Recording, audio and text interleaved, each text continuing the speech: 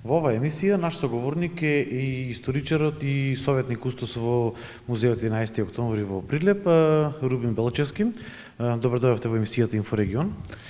Благодарам на поканата и се надевам дека ќе му презентираме на телевизискиот аудиториум она што се случувало пред 75 години во однос на првото ослободително востание, како што го нарекуваат востанието и почетокот на 11 октомври, односно денот кога започнало првото ослободително востание, со кое македонскиот народ, заедно со останатите југословенски народи во тој период, се приклучило кон антихитлеровската коалиција против најголемото зло, фашизмот, кој што владело во тој период во светот.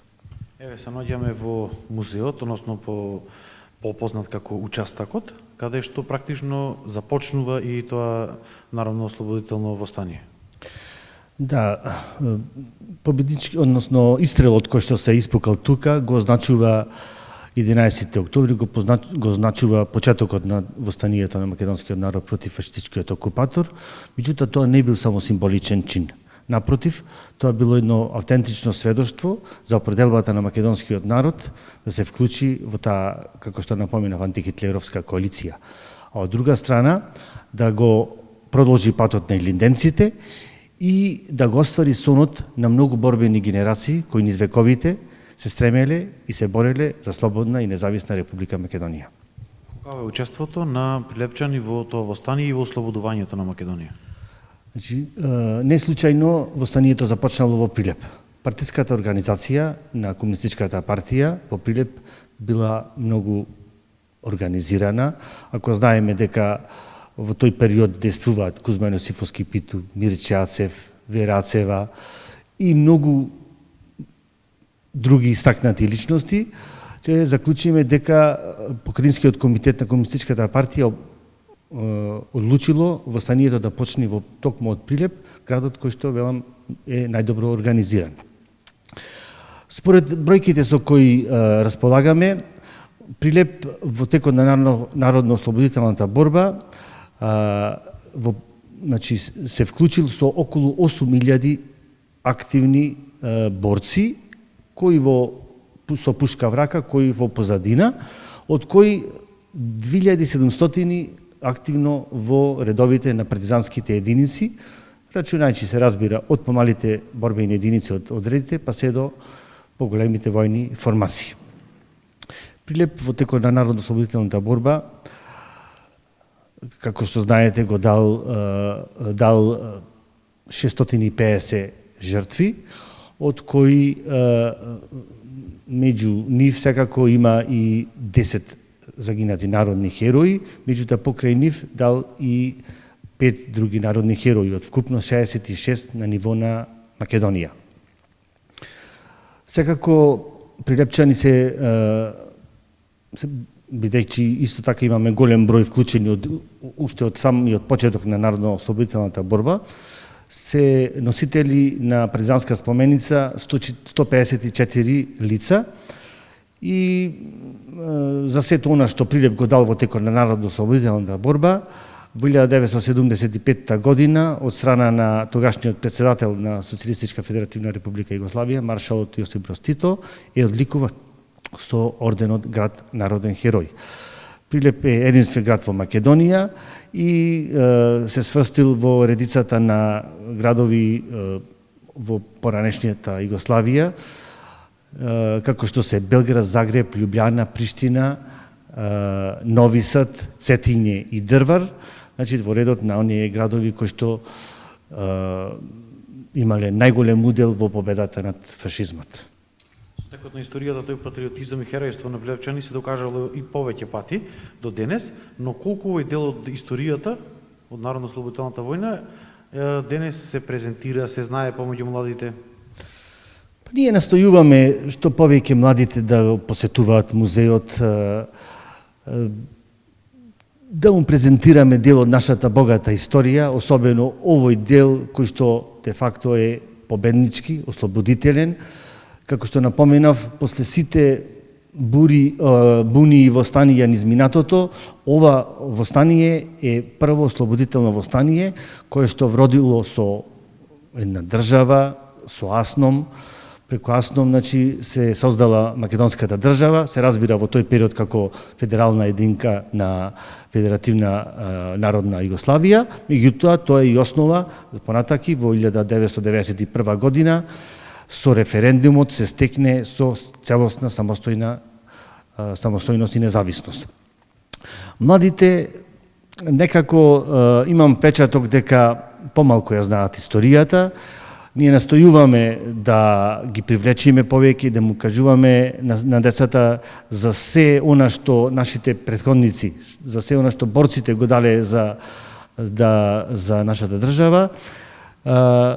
Се разбира, тоа е на некој начин работа и на Министерството за образование, за кој што ние настојуваме да има во своите програми едноставно настава која што директно тука во самите објекти би одржувале или евентуално би не повикувале нас да му одржуваме историски часови, каде што учениците би се запознале со славното минато на нашиот град и се разбира на Република Македонија. Тоа е богата со настани, богати со личности. Само да ги спомниме, тука се разбира еден Кузман Јосифовски Питу, кој што е носител на сите активности во текот на народно-ослободителната борба, Мирче Ацев, голем број на народни херои. Во текот на народно-ослободителната борба се вклучува и Методиј Андонов, Ченто, значи една плејада на личности кои што и покасно во ослободителниот период на Македонија играат важна улога во развојот на Народна република, покасно Социјалистичка република и денес се разбира Република Македонија како самостојна и независна. Дали има и каде е поврзаноста помеѓу Илинден 903 и Народно-ослободителната борба 41? Јас често при посета, особено на помладата популација, знам често да кажам дека ови овде што ги гледате се вторите илинденци. Ако оние од 901 се првите илинденци, овие се вторите илинденци. Зошто го велам тоа? Ако забележите на паното кај борците кои што ја извеле акцијата на 11 октомври, ќе видите дека голем дел од нив има прекари. Доволно да кажеме дека Кузман Јосифовски Питу се бил воодушевен од херојството на Питу Гули и затоа на своето име го додал и Питу. Потоа Јоска Јордановски е уште наречен Сандански. Трајко Бошковски Тарцан е уште наречен Илинденски. Спасете Мелковски е уште наречен Карев. Тоа се сите имена на илинденците, на револуционерите, оние кои што ја го извеле и ја воделе Кошевската република. Покрај тоа, во партизанските одреди или војни формации ги именувале по имината на револуционерите. Таков е примерот со партизанскиот одред Гоце Делчев од Прилеп, Јане Сандански од Битола, Ѓорче Петров од Прилеп и редица на други настани. Исто така и читалиштето во Прилеп, по сугестија на Борка Талески е наречено Гоце Делчев, спортското друштво кое што денес го носи името на ФК Победа, првичното име е Гоце Делчев, така да ете и низ такви форми сакале овие втори илинденци, партизаните, да бидат продолжувачи на идејата, на патот кој што го трасирале првите илинденци со цел да извојуваат и да ја зацртаат нивната борба за своја самостојна и независна Република Македонија. Abre Makedončele, kade se spremaš, borba te čeka, borba za sloboda.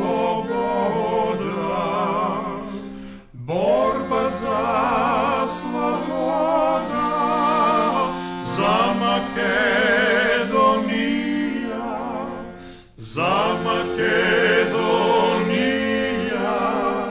земја поробена. Интересно е што тука во Прилеп настанува и една од најпознатите песни во тој период, а и подосна, а таа е песната Абре Македонче. Да, точно така. Ова година се одбележува 75 години од создавањето на партизанската химна Абре Македонче, создадена тука во Прилепско од страна на тројца партизани на првиот Прилепски партизански одред, односно од борците Ордано Михајловски Јоцка, Коле Чашуле и Крсте Црвенковски. Имено тие добиваат така речено партиска задача да создадат една песна која што ќе го подигнува борбениот морал, која што ќе зборува за слобода, за борба, се со цел да го подигни борбениот морал на борците и се разбира да влие позитивно на истите. Така да во периодот меѓу 23 октомври од формирањето на одредот и 8 ноември таа е создадена, а официјалното незино испеење е во Царевич од страна на партизанскиот одред на 8 ноември 1941, кога во Царевич е одржан првиот митинг во поробена Македонија. Тука партизанскиот одред влегува, одржува митинг, неколку говорници од одредот го повикуваат населението на масовно вклучување во партизанското движење со цел на истерување на непријателот од страна од нашата држава. Интересно е да напоменеме дека оваа песна е создадена пред неколку месеци пред создавањето на денес над Македонија се раѓа, односно химната која што е на Македонија, да напоменеме дека незиното создавање е исто така во овој период, меѓутоа првото незино пеење е направено или е на преминот од 41 кон 42, значи на самата новогодишна ноќ. Знаете дека таа е создадена од писателот Владо Малески. Меѓутоа, јас правев некои истражувања во врска со песната. Песната Абре Македонче има широка примена во повојниот период. Таа е дел од како музика за филм во првиот македонски филм Фросина, како и во филмот До победата и по неја. Потоа во музиката е како во инструментална форма снимена од страна на групата Лепи Сол, потоа групата Гаро и Парамециум. Песната, знаете, во минатото како најавна шпица на вестите на радио и телевизија Скопје, односно македонската телевизија одеше кога почнува вестите или радио вестник. И уште на многу места кои што ве поканувам да не речам во еден посебен прилог да направиме за оваа песна, бидејќи стварно има широка примена во текот на овие 75 години. На крајот, ако таа повикува дека македонско име нема да загине пред 75 години, денес кога имаме проблем со нашето вековно име, ете таа добива повторно на актуелност и покажува дека и тогаш и денес македонско име стварно нема да загине.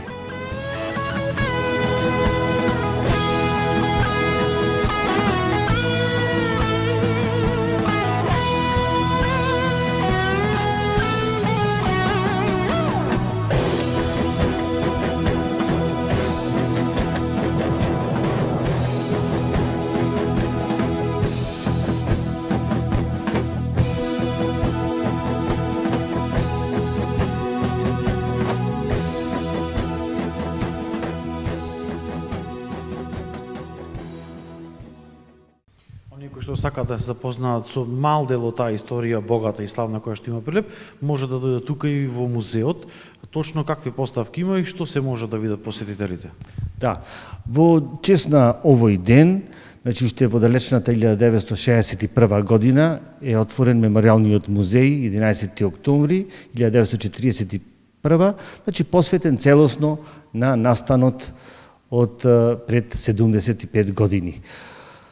Тука во 3 сали имаме една прекрасна поставка која што зборува за минатото на нашиот град, меѓутоа не само за периодот од 41-ва, туку почнува од крајот на 19-тиот век, историските настани во текот на Илинденскиот период, на Првата светска војна, периодот меѓу двете светски војни и акцент е ставено на почетокот на Втората светска војна, се разбира со посебен акцент на случајната на 11. октомври 1941.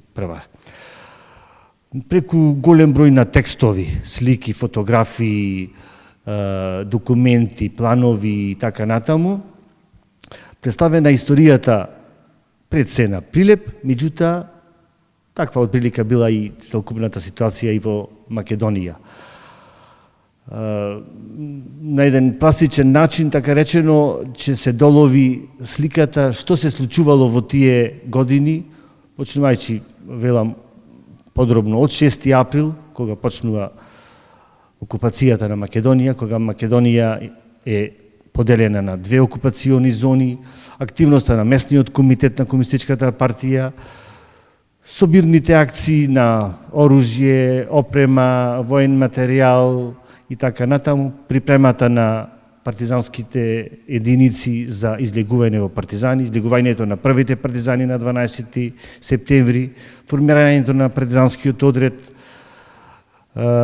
Гоце Делчев, митинго во Царевич и секако, значи, редица настани кои што се случуваат како на филмска лента во таа 41-ва, а кои што продолжуваат и во наредните 3 години, за да конечно негде во октомври-ноември целосно бидат ослободени македонските градови, случувајќи го и Прилеп на првичното ослободување на 9 септември, за да конечното ослободување се случи на 3 ноември 1944 година. Ви сте члени на организацијата на борци на град Прилеп како на почитувачи на ликот и делото и продолжување на нивното дело.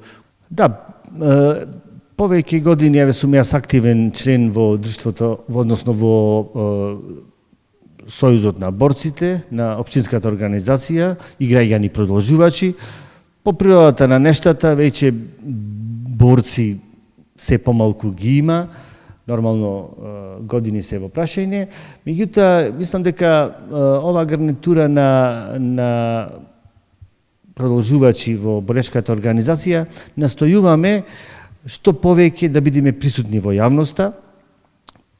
Одбележувањата се редовна појава, присутноста на разноразни манифестации и активности, меѓутоа она што акцент ставаме е се почесто одржуваме разни предавања по разни поводи, по разни годишнини, кои што мислам дека веќе на некој начин се етаблиравме во посебно е во прилепската средина, на едно локално ниво и секој еден значаен настан од нашето минато го одбележуваме со пригодно предавање, со пригодно сеќавање за голем број на настани и личности кои што се случиле особено во периодот на народно-ослободителната борба. И еве за крај, и дали имате некакви идни планови кои што сакате да ги остварите во блиска идна како организација? Да, ова година, пошто се одбележува 75 години од таа славна 41 година, а во незе реков дека се случиле голем број на настани, почнувајќи од 11. октомври, митингот во Царевич, случен на 8. ноември, претходно официјалното формирање на партизанскиот одред Гоце Делчев на 23. октомври. Еден интересен настан е исто така и создавањето на песната Абре Македонче, која што се случила тука на Прилепска територија од страна на тројца партизани на партизанскиот одред.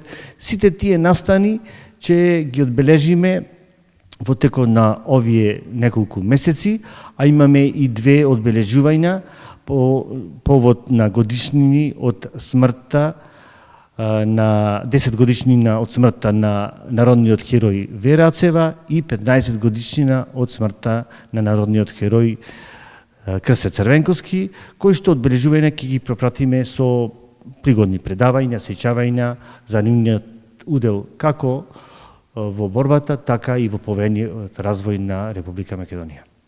Благодарам на разговорот. Тоа беше разговорот со советникот Кустос и историчар Рубин Белчевски од Прилеп.